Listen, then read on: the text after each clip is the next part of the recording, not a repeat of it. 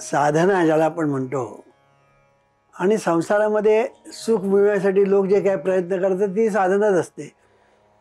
तेव्हा साधना ह्याचाच अर्थ असा की मार्ग. साधना म्हटले की त्याच्यासमोर आपले येतं म्हणजे साध्य. साध्य जर नसेल तर साधनेला काहीच अर्थ नाही. मुक्कामाला जायचं आहे तेच जर माहीत नसेल तर चालण्याला काही अर्थ नाही. तसं साध्य आपल्या डोळ्यासमोर जर असेल तर तुम्हाला साधना करता येते. आणि त्याप्रमाणे मार्गक्रमण ज्याला आपण म्हणतो ते मार्गक्रमण म्हणजे साधना आपल्याला करता येते. आणि म्हणून मागल्या खेपेला मी सांगितलं की पहिलं आपली साध्य काय, ध्येय काय, उद्दिष्ट काय हे पहिलं ठरवलं पाहिजे. आणि ते जीवनविद्येने ठरवून टाकलं. जीवनविद्या काय सांगते की मोक्ष भिक्ष ह्या गोष्टी ज्या आहेत त्या हवेतल्या आहेत. जो मोक्ष आहे तो वेगळाच आहे. कळलं की खरा देवाचा साक्षात्कार आहे तो वेगळाच आहे.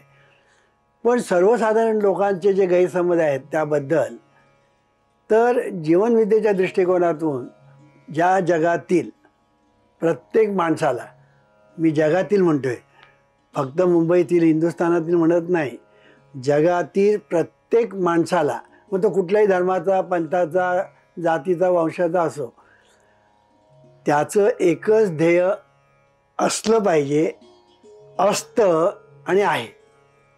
ते ध्येय म्हणजे काय? प्रत्येकाला काय पाहिजे असतं? सुख पाहिजे. जगामध्ये असा एकतरी माणूस आहे का की मला सुख नको म्हणणारा? सुख हे प्रत्येकाला पाहिजे. मग दुसरा यश, अपयश कोणाला पाहिजे का? व मला अपयश पाहिजे असं म्हणणारा मनुष्य मग त्याला ठाण्याच्या हॉस्पिटलमध्ये पाठवा. अपयश कोणाला नको, यश पाहिजे. आणि तिसरं समृद्धी. समृद्धी कोणाला नको? का दारिद्र्य पाहिजे? दारिद्र्य पाहिजे असं कोण म्हणेल मला दारिद्र्य पाहिजे? एक तर तो पूर्ण वेळा असेल, नाही तर तो पूर्ण संत असेल. कळलं की नाही? तर सांगायचा मुद्दा असा की या जगामध्ये 3 गोष्टी महत्त्वाच्या आहेत आणि त्या म्हणजे सुख, यश आणि समृद्धी. आणि म्हणून या 3 गोष्टी या माणसाचं ध्येय आहे, साध्य आहे, उद्दिष्ट आहे. आता साधना, आता आपण जी साधना करायची ती त्या दिशेने करायची. एक लक्षात ठेवायचं. आता भगवद्गीतेमध्ये काय म्हटलं आहे? कर्मण्येवाधिकारस्ते मा फलेषु कदाचन. म्हणजे फळाची तुम्ही आशा करू नका आणि कर्म करा असं म्हटलेलं आहे. कळलं की नाही? पण हे जीवनविद्येला मान्य नाही. जीवनविद्या असं सांगते की फळाची जर तुम्ही कर्मफळावर जर लक्ष ठेवलं नाही तर कर्म करणारच कसे? कर्मफळावर जर तुम्ही लक्ष ठेवलं नाही तर कर्म करणार कसं? तुमचं उद्दिष्ट जर तुमच्या डोळ्यासमोर नाही तर तुम्ही कर्म कसं करणार? आणि म्हणून कर्मफळ ज्याला आपण म्हणतो, उद्दिष्ट म्हणतो, ते असलंच पाहिजे.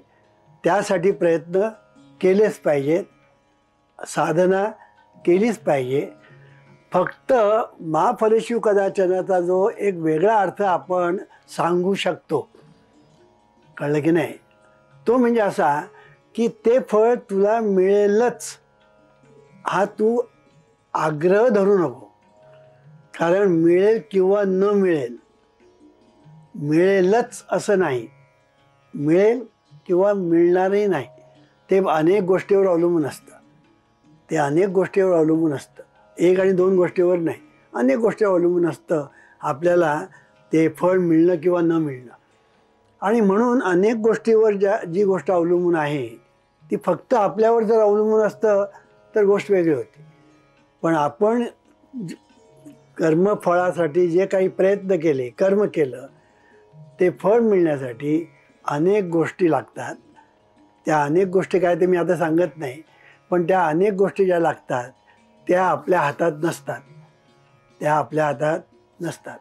कळलं की नाही? आता उदाहरण द्यायचं झालं तर एखादा मनुष्य इंटरव्ह्यूला गेला, त्याला एक चांगली पोस्ट आहे आणि त्या पोस्टला ॲप्लिकेशन केलं, तो इंटरव्ह्यूला गेला. त्याच्याबरोबर आणखीन 2-4 लोक तेही इंटरव्ह्यूला. आता सगळ्यांनी अभ्यास सारखा केलेला आहे, प्रयत्न सारखे केलेले आहेत, कळलं की नाही, आणि सर्वांची पर्सनॅलिटी सगळं चांगलं आहे, सगळं चांगलं आहे. पण निवड कोणाची होणार? पोस्ट तर फक्त एकच आहे, पोस्ट तर एकच आहे आणि बाकीचे 5-6 लोक आहेत. खरे म्हणजे जास्तच असतात, पण आपण इथे 5-6. तर त्यापैकी एकाला निवड तुम्ही करणार. तर बाकीच्यांनी काय केलं होतं? बाकीच्यांचं वास्तविक त्यांच्याजवळ होतीच, ती कपॅसिटी होती, क्वालिफिकेशन सगळं होतं, पण ते मिळालं. कारण का? त्याची कारणं काही असू शकतील. कारण इंटरव्ह्यू घेणारे जे असतात त्यांनी ज्यांचा इंटरव्ह्यू घेतला त्यांच्याकडे पाहण्याची त्याची दृष्टी कशी होती त्याच्यावर ते अवलंबून आहे. बरं, प्रश्न विचारले, ते प्रश्नाची उत्तरं ज्यांनी दिली त्यांनी ज्या पद्धतीने दिली ती पद्धत काय होती? प्रत्येकाची वेगवेगळी होती. तर सांगायचा मुद्दा असा की 5ही जण पोस्टसाठी आलेले, पण सिलेक्शन फक्त एकाचं झालं, बाकीच्यांचं झालेलं नाही. ह्याचा अर्थ त्यांनी प्रयत्न करायचे नाही असं थोडंच आहे. प्रयत्न 5ही लोकांनी केले, पण यश एकालाच मिळालं, बाकीच्या 4 लोकांना मिळालं नाही. ह्याचा अर्थ कर्मच करायचं नाही, प्रयत्न करायचेच. कळलं की नाही? प्रयत्न करायचेच, पण तुम्हाला आग्रह धरता येत नाही की मी कर्म केल्यानंतर मला फळ मिळालंच पाहिजे, असा आग्रह धरता येत नाही. पण जीवनविद्येचा असा सिद्धांत आहे की कर्म केल्याशिवाय तुम्हाला यश मिळत नाही किंवा फळ मिळत नाही, पण कर्म केल्यानंतर फळ मिळेलच ही गॅरंटी नाही. हे लक्षात ठेवून माणूस ज्यावेळेला कर्म करतो तर तो कधी निराश होत नाही. जीवनामध्ये माणूस कधीही निराश होणार नाही. हा जीवनविद्येचा सिद्धांत ऐकला तर, हा जर सिद्धांत ऐकला तर कुठलाही माणूस कधीही निराश होणार नाही. कारण प्रयत्न केल्याशिवाय, कर्म केल्याशिवाय यश मिळत नाही, पण प्रयत्न किंवा कर्म करून यश मिळेलच गॅरंटी नाही. कारण अनेक गोष्टीवर ते अवलंबून असतं. म्हणून प्रयत्न करत राहायचं. पण एक गोष्ट मात्र खरी की जो प्रयत्न करतो त्याला देव आज ना उद्या यश देतोच. हा पुन्हा आणखीन एक सिद्धांत, पुन्हा दुसरा सिद्धांत की प्रयत्न केल्यानंतर देव आज ना उद्या, आज देईलच असं नाही, कदाचित उद्या देईल, कदाचित परवा देईल, पण देणार हे 100%. म्हणून माणसाने प्रयत्न केलेच पाहिजे, कर्म केलंच पाहिजे. हे मी काय सांगतो आहे की कर्मफळावर लक्ष ठेवल्याशिवाय तुम्हाला कर्मच करता येणार नाही. तसं साध्य काय हे जर तुमच्या डोळ्यासमोर नसेल तर तुम्हाला साधना करता येणार नाही. म्हणून साध्य काय? सुख, यश आणि समृद्धी. आता मागल्या खेपाला मी सांगितलं होतं की आपण पहिला विषय घेतला तो सुख. आता सुख म्हटल्यानंतर कोणाला सुख? मला. आता मला म्हटल्यानंतर आपलं पहिलं मुख्य काय आलं? शरीर. तो आतमध्ये जीव आहे, तो आत्मा आहे, तो हे सगळं ते नंतरचं गोष्ट. पहिलं काय आहे? शरीर. कळलं की नाही? या शरीराला म्हणून शारीरिक सुख 3 प्रकारचं, मानसिक सुख आणि आत्मिक सुख असं मी सांगितलं. म्हणून शारीरिक सुखाबद्दल बोलत असताना पहिलं म्हणजे शरीर. आता शरीर म्हटल्यानंतर माणूस जन्माला आला की तो कर्म करायला सुरुवात करतो. लहान मूल जन्माला आलं ना तरी कर्म करतं. तेव्हा वामन हे काय सांगता तुम्ही? बघा ना, तुम्ही पाळण्यात जाऊन बघा ते मूल काय करतं. ते असं असं असं असं असं हात आणि पाय हलवत असतं. हात पाय हलवतं की नाही? असं असं असं असं पाय हलवतं, हात हलवतं, म्हणजे कर्म करतं. म्हणजे जन्माला आला की त्याने कर्म हे केलंच पाहिजे, नो ऑल्टरनेटिव्ह. कळलं की नाही?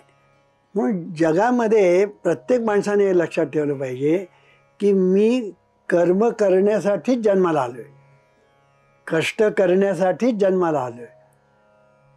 हे जर प्रत्येक माणूस लक्षात ठेवेल तर आज फास्ट फूडसारखं फास्ट पैसा मिळवण्याच्या मार्गाला जे लोक लागलेले आहेत ना ते लागणार नाहीत.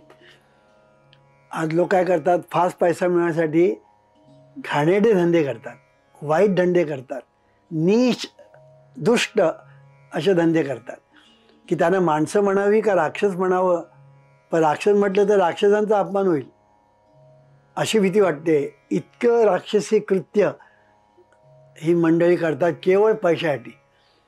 अर्थात या मार्गाने जे जातात त्या मार्गाने गेलेला एकही माणूस आतापर्यंत सुखी झालेला नाही, याच्या पुढे होणार नाही. एकही माणूस या मार्गाने जे गेले त्यापैकी एकही माणूस आतापर्यंत सुखी झाला नाही, ह्याच्या पुढे होणार नाही. कळलं की नाही? ते मी काय सांगतो आहे की कर्म हे प्रत्येकाला करायलाच पाहिजे, कष्ट केलेच पाहिजेत, त्यासाठी शरीर आहे हे लक्षात. आता कष्ट केलेच पाहिजेत, एखादा मनुष्य मी नाही करणार म्हणतात, जमणार नाही. त्याच्यासाठी काय दिलं आहे?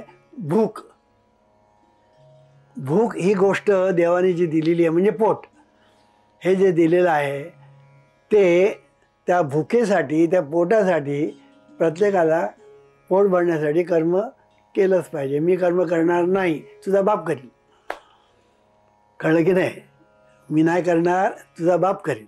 तर सांगायचा मुद्दा असा की कर्म केलंच पाहिजे, कष्ट केलेच पाहिजे. आता कष्ट केलेच पाहिजे म्हटल्यानंतर म्हणजे कर्म केलं पाहिजे म्हटल्यानंतर हे कर्म काय करायचं, कसं करायचं, का करायचं, केव्हा करायचं, कुठे करायचं, किती करायचं, कोणासाठी करायचं, अनेक प्रश्न आले. बघा, एक कर्म करायचं म्हटल्यानंतर किती प्रश्न आले, एवढे निर्माण झाले. कळलं की नाही? तर पहिली गोष्ट म्हणजे कर्म हे आपल्याला करायलाच पाहिजे. आलं आता कर्म करायलाच पाहिजे म्हटल्यानंतर मग काय करायचं? कर्म करायचं काय? आता कर्म करायचं काय म्हटल्यानंतर तुला जे जमेल ते तू कर. प्रत्येकाला एकाला जे जमेल ते दुसऱ्याला जमणार नाही, दुसऱ्याला जे जमेल ते तिसऱ्याला जमणार नाही. म्हणजे तुला जे जमेल ते तू कर, पण तो करतो आहे म्हणून मी तेच करीन म्हणून नको. काही लोक असे असतात, हो त्याला ना त्या बिझनेसमध्ये एवढा फायदा झाला म्हणून तो आपला स्वतःचा बिझनेस सोडतो आणि तो बिझनेस करतो आणि रसातळाला जातो. कळलं की नाही? एक लक्षात ठेवायचं, त्याला त्या बिझनेसमध्ये त्याचा फायदा झाला म्हणजे तू तो केल्यानंतर तुझा होईलच असं नाही. एकाने हॉटेल काढलं आणि हॉटेल चांगलं चाललं, दुसऱ्याने हॉटेल काढलं आणि बरबाद झाला. कळलं की नाही? कारण का? त्याची कुवत आहे, त्याची कुवत आहे. हॉटेलचा अभ्यास त्याने केलेला आहे, हॉटेल मॅनेजमेंट केलेलं आहे, हॉटेल कसं चालवायचं त्याचं अप्रेंटिसशिप केलेली आहे, त्यासाठी त्याने प्रयत्न केलेले आहेत. हे सगळं केल्यानंतर त्याच्याजवळ कुवत आली, क्षमता आली, कपॅसिटी आली की मी चालवेन. पण तो करतो म्हणून मी सुद्धा हॉटेल चालवायला घेतलं तर काय होईल? फसेल. म्हणून ज्याला जे जमेल ते त्यांनी करायचं. काय करायचं? ज्याला जमेल ते त्यांनी करायचं. कळलं की नाही? पोट भरण्यासाठी, चरितार्थ चालवण्यासाठी, कुटुंब चालवण्यासाठी तुला जे काही करता येणं शक्य आहे ते तू करायचं. तुझी क्षमता बघ, तुझी कपॅसिटी बघ, तुझा अभ्यास बघ, तुझं शिक्षण बघ, तुझा अनुभव बघ, या सगळ्या गोष्टी बघ आणि मग तू उडी मार. कळलं की नाही? असं तू जर करशील तर तुला यश मिळेल. म्हणून कर्म काय करायचं आलं. कसं करायचं? कौशल्याने करायचं. कसं करायचं? कौशल्याने करायचं. कर्म करायचं ते कौशल्याने केलं पाहिजे. कळलं की नाही? कर्म केव्हा करायचं? कर्म केव्हा, त्याला काही बंधनच नाही. कर्म करण्यासाठी आता विचार आपण करतो ते कर्मच आहे, प्रार्थना आपण म्हणतो ते कर्मच आहे, नामस्मरण करतो तेही कर्मच आहे. आता कुठेही करू शकतो. सगळ्याच गोष्टी कुठे करू शकत नाही, पण बऱ्याचशा गोष्टी आपण कुठेही करू शकतो. कळलं की नाही? कोणासाठी? माझ्यासाठी आणि इतरांसाठी. म्हणजे मी, कुटुंब आणि समाज. कळलं की नाही? की कोणासाठी हा जेव्हा प्रश्न येतो तेव्हा मी माझ्यापुरतं बघेन, चालणार नाही, चालणार नाही. मी फक्त मी आणि कुटुंब, चालणार नाही. तू समाजामध्ये राहतो ना, मग समाजाचा विचार पहिला कर, पहिला समाजाचा विचार कर, कुटुंबाचा विचार कर आणि मग तुझा विचार कर. आता मी उलटं करतो, आम्ही पहिला आमचा विचार करतो, मग कुटुंबाचा. समाजाचा विचार हा त्याच्या डोक्यातच येत नाही कधी. समाज म्हणून आहेत, त्या समाजाचा आपल्याला ऋण आहे हा विचार त्याच्या कधी डोक्यातच येत नाही.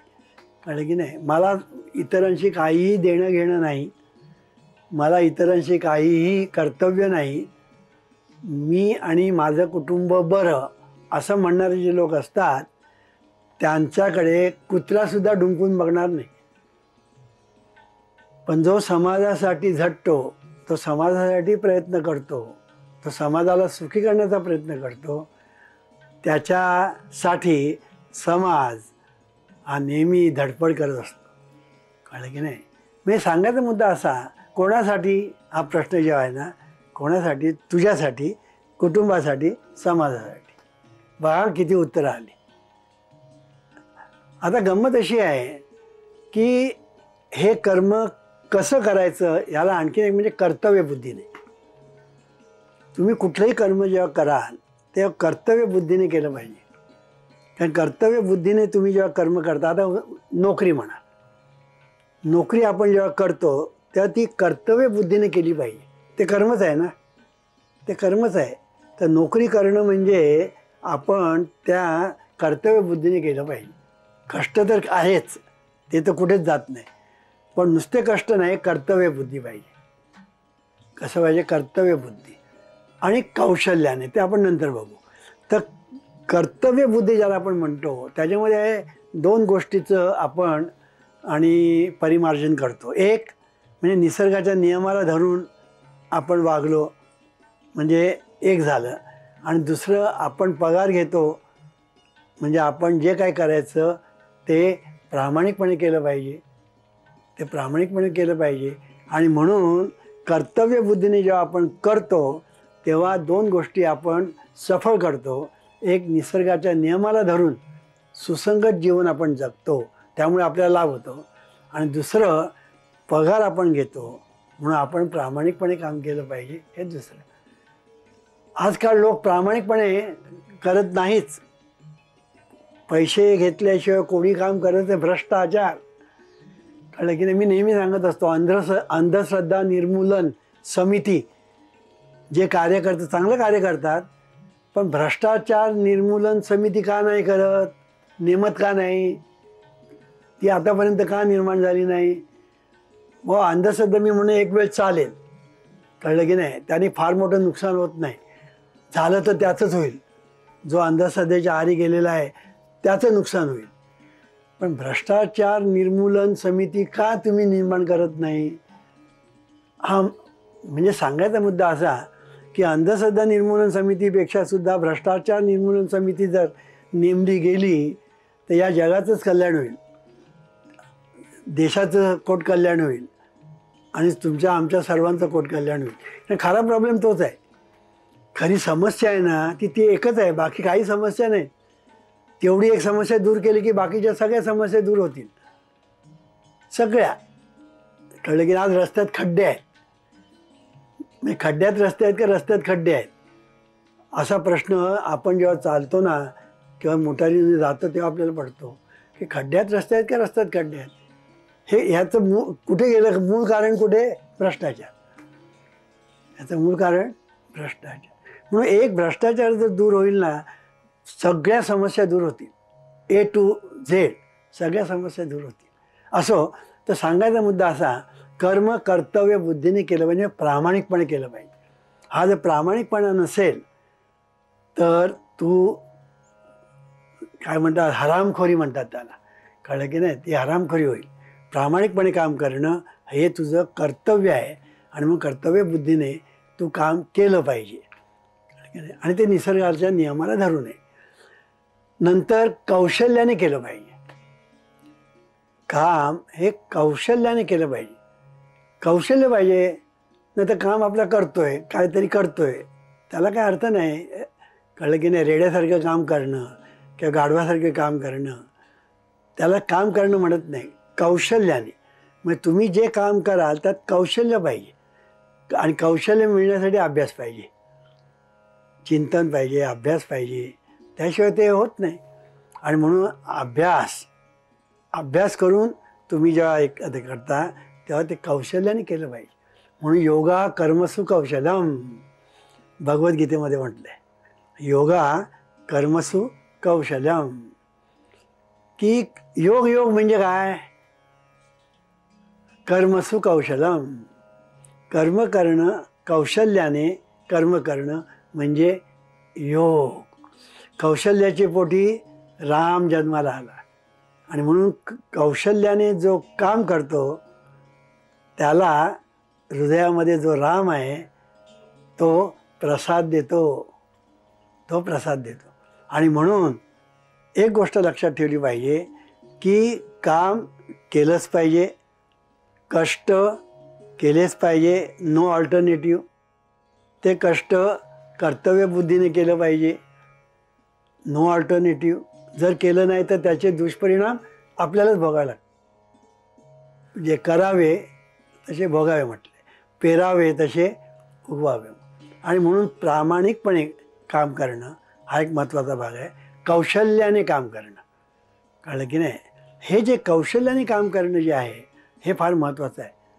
आणि म्हणून आज हिंदुस्थानामध्ये कौशल्याने काम करणारे किती आहेत आणि काम करायचं म्हणून काम करायचं, टाळाटाळ करायचं, आरडाओरडा करायचा, रडारड करायची, ही जी काम करण्याची पद्धत आहे ती, ह्याच्यातली कौशल्याने काम करायला जेव्हा या राष्ट्रातले लोक तत्पर होतील तेव्हा हे राष्ट्र सर्वार्थाने सर्व राष्ट्रांच्या पुढे जाईल. आता हे कोणी करायचं? हे तू करायचं आहे. म्हणून तूच आहेस तुझ्या जीवनाचा शिल्पकार. ईश्वरा सर्वांना चांगली बुद्धी दे, आरोग्य दे, सर्वांना सुखात आनंदात ऐश्वर्यात ठेव. सर्वांचं भलं कर, कल्याण कर, रक्षण कर आणि तुझे